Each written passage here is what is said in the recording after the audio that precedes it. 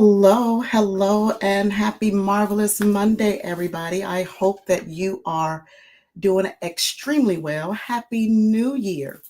I'm super excited to join you today. This is the first show, the first Landlord and Tenant Talk of 2025, and I am super excited to have you join me. I am live on Facebook, I am live on LinkedIn, and I am live on YouTube. And today, if you had an opportunity to check out the description, I am discussing the top 3 things that you should know before signing a residential rental lease agreement. And for those of you who are tuning in for the first time, I'm super excited. I'm Carissa Spann, the landlord and tenant expert. I am live each and every Monday, 7:30 p.m. Eastern Standard Time. I'm sharing information to help landlords, new or experienced, tenants, and the entire rental community. I'm only asking that if I'm sharing information today, if you have questions, comments, remarks, or observations, go ahead and throw it in the comment section. Just want to acknowledge some of you who have already posted your questions. I'm going to come to your questions. And so again, thank you for tuning in. I am going to share some tips today for landlords. I'm going to share some tips for tenants as well. However, the information that I'm sharing today is not legal advice. So I do need you to know that. I am, however, sharing the industry's top tips as well as practices that are applicable for landlords, tenants, and the entire rental community. So again, if you have a comment, remark, or observation, don't be a stranger. Throw it in the comment section. If you are watching the replay, let me know that you're watching the replay, and definitely let me know where you are tuned in from. All right, so I'm excited and delighted to jump right into this conversation because I'm going to share some information today, and I hope that information I share is clear. And again, if you have any questions, please don't be a stranger. Throw it in the comment section and let me know. If I'm moving a little too fast, slow me down, okay? But I just wanted to put that disclaimer out there that information I'm sharing today is not from a legal standpoint. And so as we are embarking upon this new year, and by the way, Happy New Year. It's 2025. I know that a lot of tenants are planning to move this year. There's a lot of housing stock that is popping up in rental communities all throughout the United States.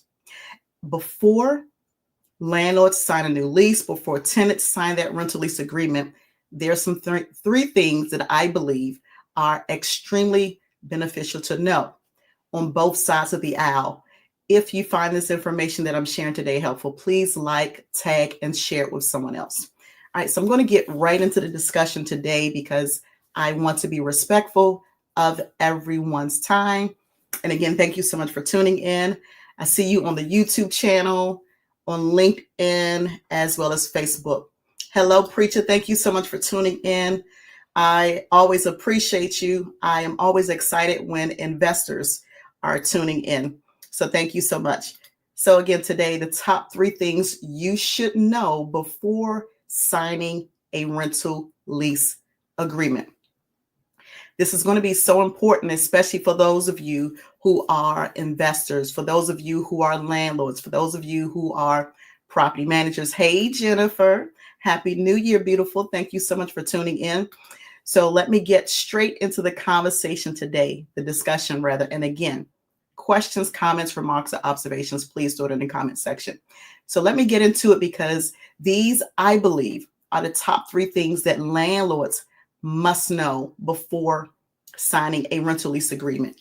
Now, here is why it is so important for you as a landlord, because if you are self-managing your property, or perhaps you're a property manager and you're managing someone else's property, there are things that you must know, because here's the thing.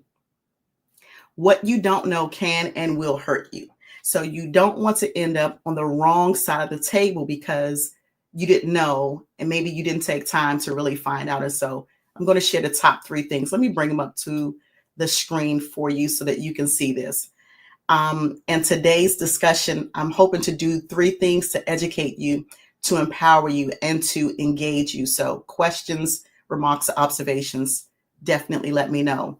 All right. So the first thing is, as pertains to landlords, here's what you always want to do. You want to make sure that you are screening your tenants thoroughly. Okay. You want to make sure that you look at your business practices now. Don't wait until your rental property becomes vacant. You want to look at your business practice and policies now. You want to make sure that you are using and you are consistently using applications that do not violate fair housing laws. You have to know and understand what the laws are. The one thing that I will tell you this about the law, things are always changing. So what may have been applicable in 2024 may not necessarily be applicable in 2025. So you want to make sure that you stay abreast of the changes. What are some things that you can ask applicants? What are some things that you absolutely cannot ask applicants? Those are things that you want to know. Those are things rather that you must know. You want to make sure that in your screening process that you are not violating any type of laws. I always recommend conducting a reference check. But now let me just pause here for a second. When it comes to, here's one of the things that I tell my clients is this. When it comes to a reference check, yes, you can do a landlord reference check, meaning that you can check with the prior landlord to see what type of tenant you're getting or potentially getting. But I would not stop there, because here's why that's important. I have done this in my career. I've done this a few times. There were times where, say for instance, I had a tenant who things did not work out. Maybe there were some lease violations. Maybe the tenant had not paid the rent, or perhaps it was a nuisance tenant, or maybe they damaged the property.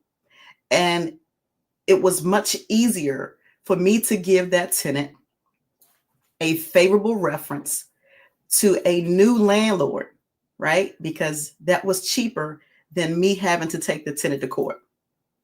And so I kind of stretched the truth, because it was just easier to pass that tenant on to someone else so that they could quickly get out of the rental property.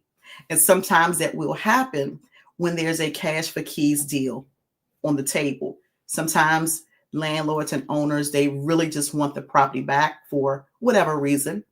And instead of jeopardizing the potential of that tenant quickly moving to a rental property, a new place, that landlord may have done something very similar to what I just shared. So I would not stop with just the current or the most recent landlord. I would go back to, if they rented before that, I would go back to 1 or 2 landlords prior. Now, that may not always work out, especially if it's the applicant's first time renting. Maybe that will not be an option for you. But when you're doing reference checks, I would not just stop with that most recent landlord. Okay. And then also you want to make sure that you are renting to responsible tenants, which is why it's going to be so important that you are conducting these thorough screenings. Okay. Because you want to make sure that the potential, the prospect can afford the rent. They have the ability to pay. They have the capacity to pay it, right? You want to look at their history. Do they pay their bills on time? Do they have an eviction record? Now, if you have applicants that's coming through and maybe they are, many of you know that I have specialized in affordable housing. So in my career, I've managed over 12,000 doors, primarily in affordable housing, whereas maybe the applicant was low income or participating in some sort of housing program. If they are participating in a housing program, one of the things that I would do is I wouldn't really concern myself about a tenant who may have student loans or medical bills, or maybe they have unpaid cell phone bills. None of those things matter to me. Now, of course, your screening and your practice, your policy may differ, right? But when applicants or prospects are coming through in some sort of housing program, one of the things that I would look for is the rental history. Do they have an eviction? But then also keep in mind that the laws are changing. So if there is, for instance, an eviction on their rental history record, you can only go back to a certain amount of years. So you don't want to hold something against them that happened, let's say, 10, 15 years ago, right? That would be too far back. The laws are changing, which would prohibit landlords from holding that against applicants. So that is the first tip for landlords. Here's a second tip. For landlords, you want to have a clear rental lease agreement. You want to make sure that in your rental lease that you identify everything. Here's one of the things that I would always recommend. Look at whatever you're currently using, if you are using a lease at all. You want to also write down or just make a note of some things that you would like to see in your lease. So here's what I would do in a situation like that.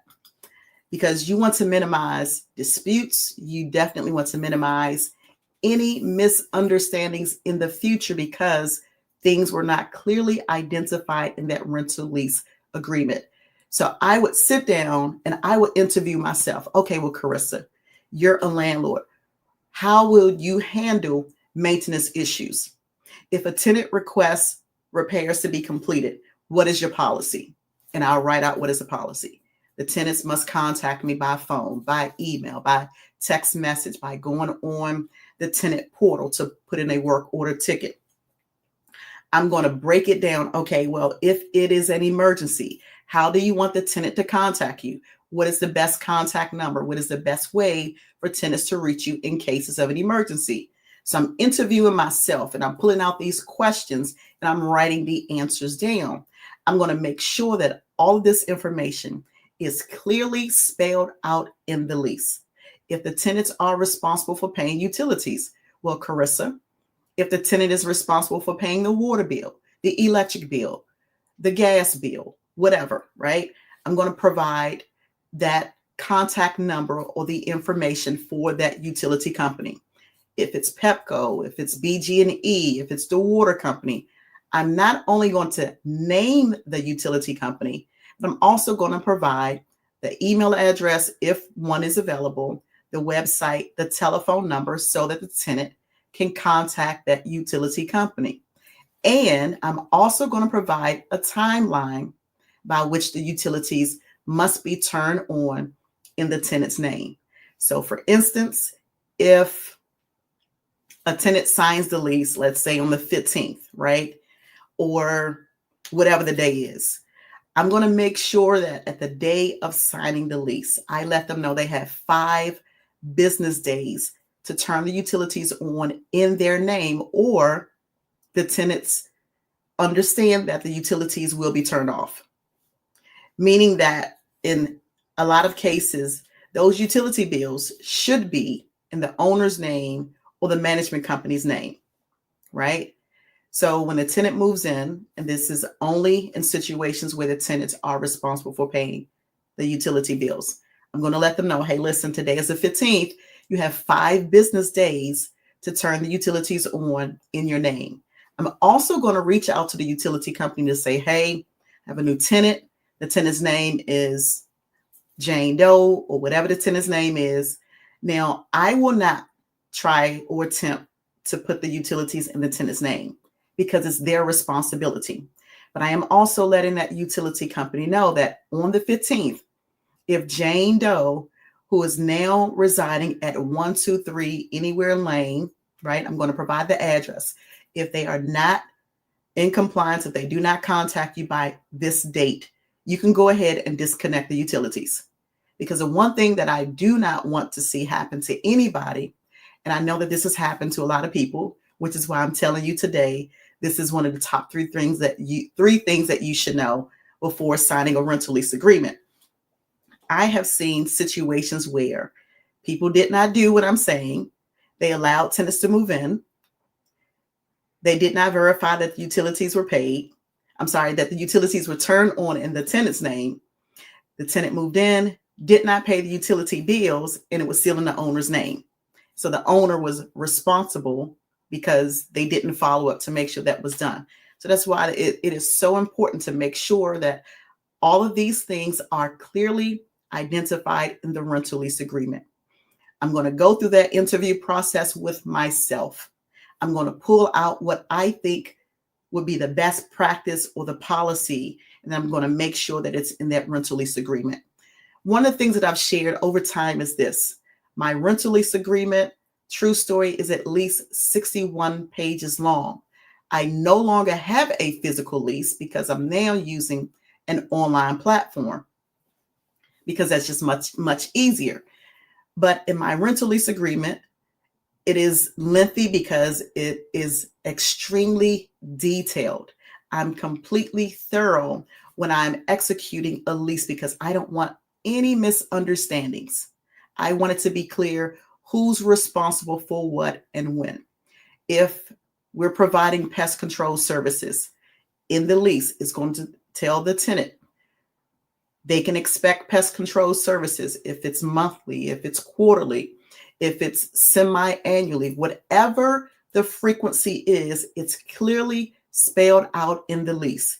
It also identifies what happens if tenants don't report that there's some sort of pest control issue.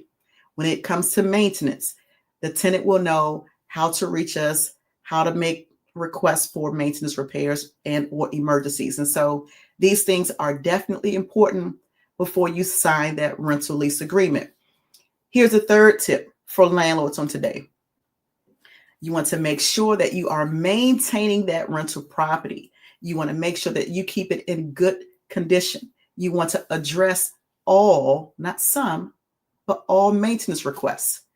And you want to do it promptly because in order to attract and retain and maintain good tenants, it's going to require something of you. So you want to make sure before you sign that rental lease agreement that you are clear about your own policy.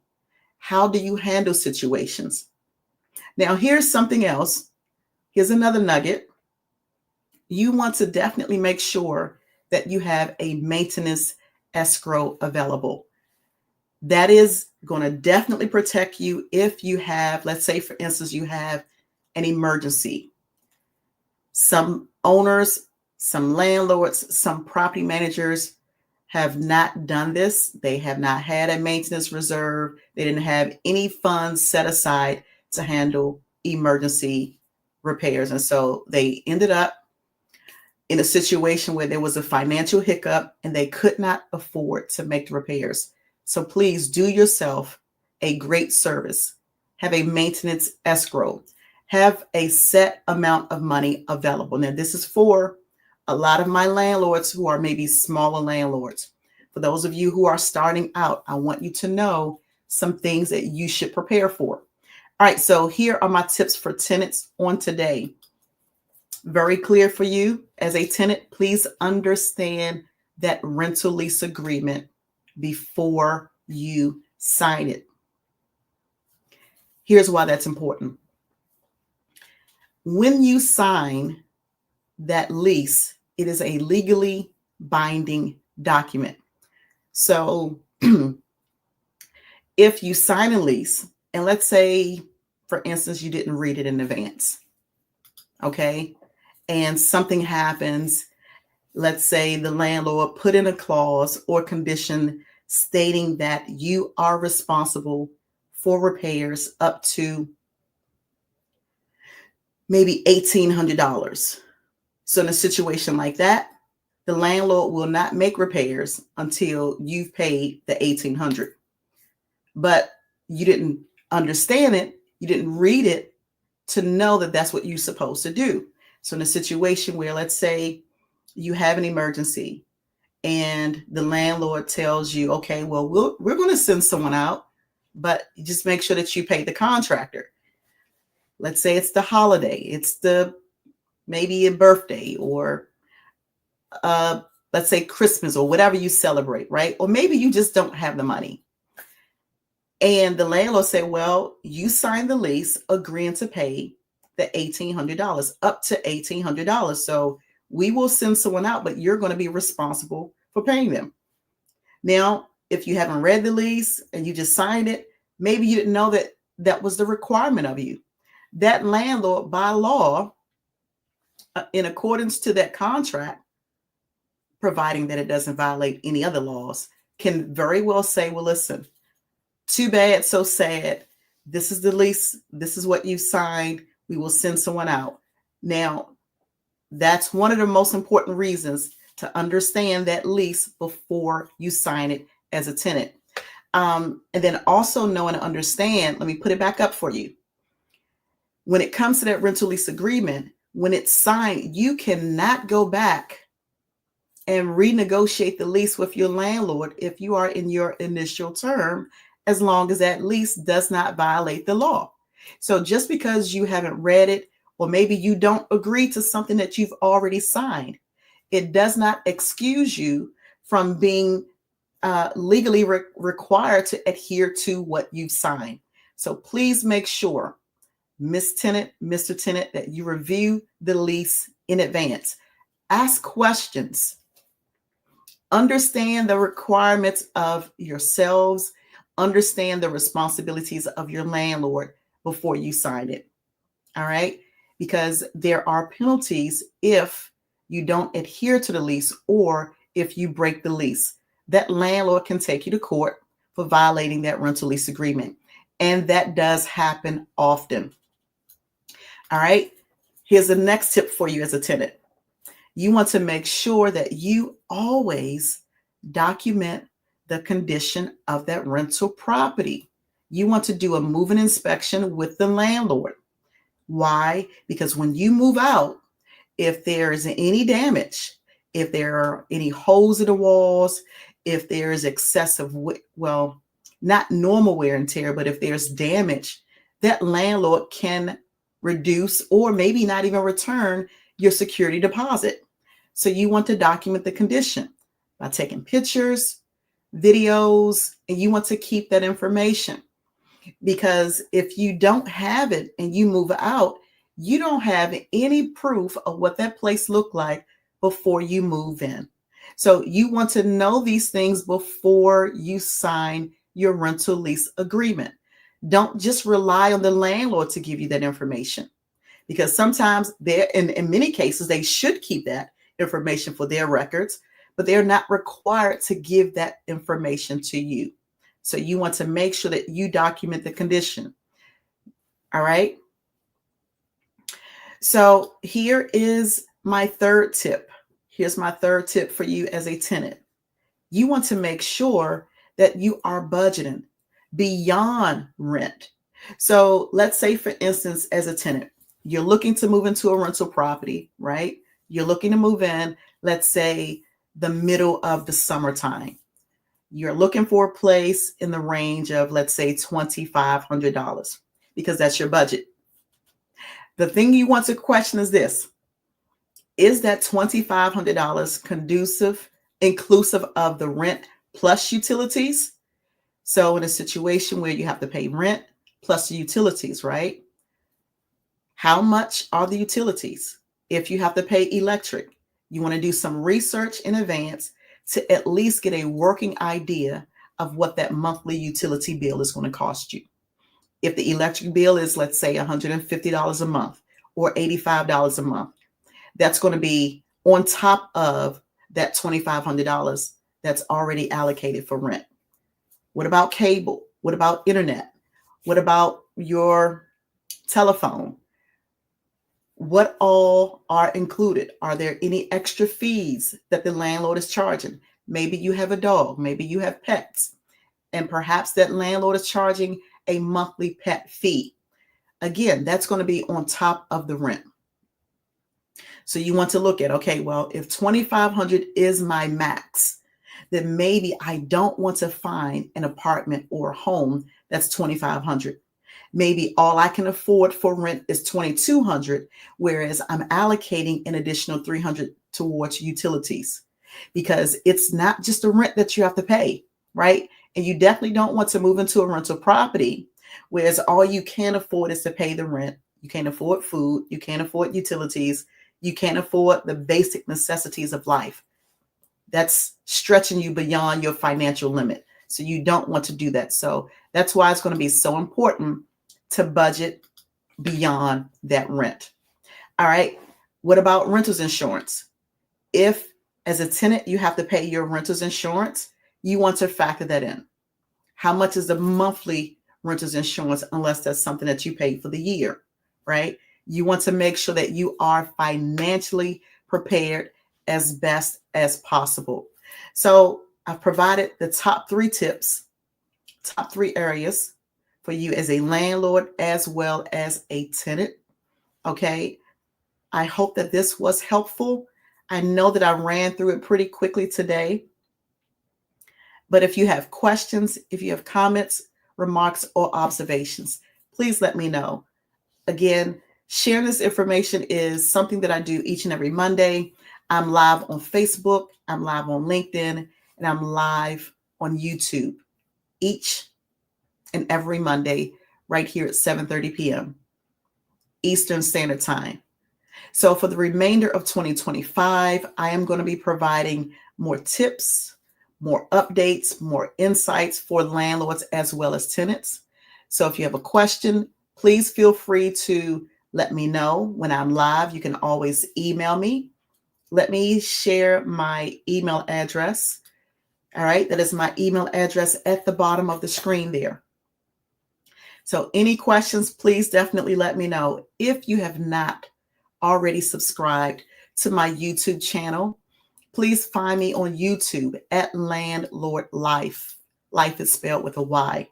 And this is, again, something that I'm excited about doing. I'm definitely having in-person workshops and training for landlords this year. So if you think you're interested, you want more information, please email me. Email address is at the bottom of the screen there, info@landlordlife.com.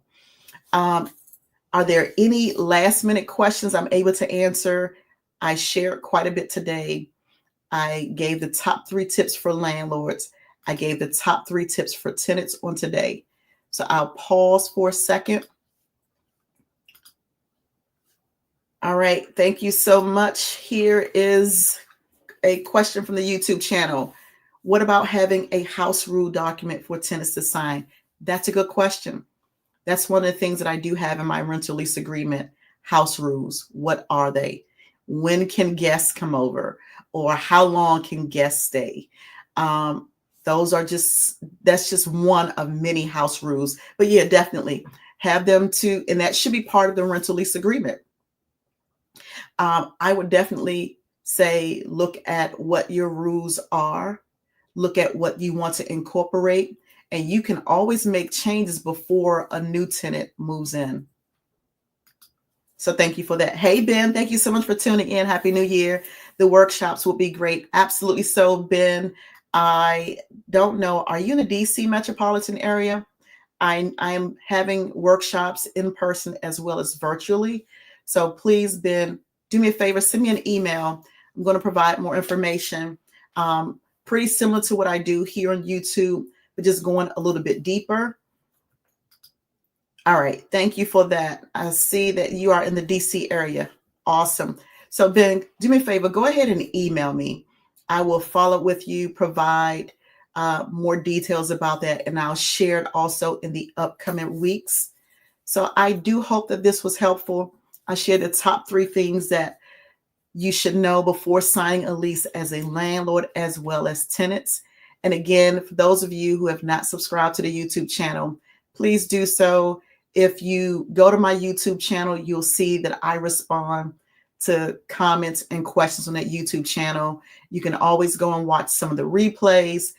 If there is something that you would like for me to cover, landlord and tenant related, please email me and let me know, and I will do that. I get requests all the time. I'm going to share more information to help those of you who are landlords. And then also as a tenant, it is so important for you to know and understand what your rights are as a tenant. All right. So again, everybody, thank you so much for tuning in today. My time is up and I absolutely thank you for yours. Please make sure that you join me right here, Facebook, LinkedIn, or YouTube next Monday at 7:30 p.m. Eastern Standard Time. I'm going to say bye for now.